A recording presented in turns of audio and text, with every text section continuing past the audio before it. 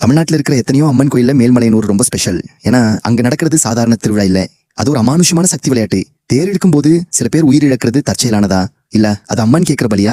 இத்தனை நாளா மறைக்கப்பட்ட அந்த ரகசியத்தை சொல்றேன், தெளிவா கவனிங்க. பிடிச்சிருந்தா ஒரு லைக் பண்ணிட்டு, அங்காளம்மா மேல பக்தி இருந்தா சப்ஸ்கிரைப் பண்ணிக்கோங்க. மகா சிவராத்திரிக்கு அப்புறம் வர்ற அமாவாசை அன்னைக்குதான் அந்த பயங்கரமான மயான கொள்ளை நடக்கும். அம்மன் ஏன் சுடுகாட்டுக்கு வராங்க? அன்னை பார்வதி தேவி பிரம்மாவோட தலையை கொய்துட்டு வந்தப்ப ஏற்பட்ட அந்த பிரம்மஹத்தி தோஷத்தை போக்கத்தான் அங்க வராங்க. அந்த உக்கிரமான நேரத்துல பக்தர்களோட ஆட்டம் சாதாரணமானது இல்ல நண்பா. திருவிழாவோட மிக முக்கியமான பகுதி அந்த பெரிய தேர். தேர் இழுக்கும் போது லட்சக்கணக்கான மக்கள் கூடுவாங்க. ஆனா சில வருஷங்கள்ல தேர் இழுக்கும் போது எதிர்பாராத விதமா யாராவது ஒருத்தர் தேர் சக்கரத்துல சிக்கியோ இல்ல கூட்ட நெரிசல்லையோ உயிரிழக்கிறாங்க. இத ஊர் மக்கள் அம்மன் பலி எடுத்துட்டான்னு சொல்லுவாங்க. இது உண்மையா இல்ல இதுக்கு பின்னாடி வேற ஏதாவது ஆன்மீக ரகசியம் இருக்கா? பழைய காலத்துல தேர் நகரணும்னா பலி கொடுக்கணும்னு ஒரு ஐதீகம் இருந்தது. ஆனா இப்போ அது மறைமுகமா நடக்குதுன்னு சில பேர் ரகசியமா பேசுறாங்க. தேர் சக்கரத்துல ரத்தம் பட்டாதான் தேர் ஓடும்னு சொல்லப்படுற அந்த அமானுஷ ரகசியம். ஆனா இதையெல்லாம் தாண்டி அந்த தாயோட கருணை ரொம்ப பெருசு. தன்னை நம்பி வர்ற பக்தர்களை அவ கைவிட மாட்டா. ஆனா அங்க வர்றப்போ மனசுல கள்ளம் கபடம் இல்லாம வரணும்.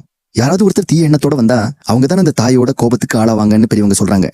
அந்த பலிங்கிறது அம்மன் கேட்கறது இல்ல, நம்ம செய்யற தப்புக்கு வர தண்டனை.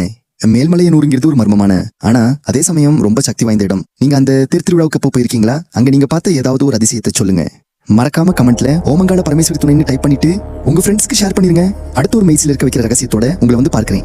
அது வரைக்கும் விடைபெறுவது உங்கள் ரியல் மைஸ்டிக் தமிழ்.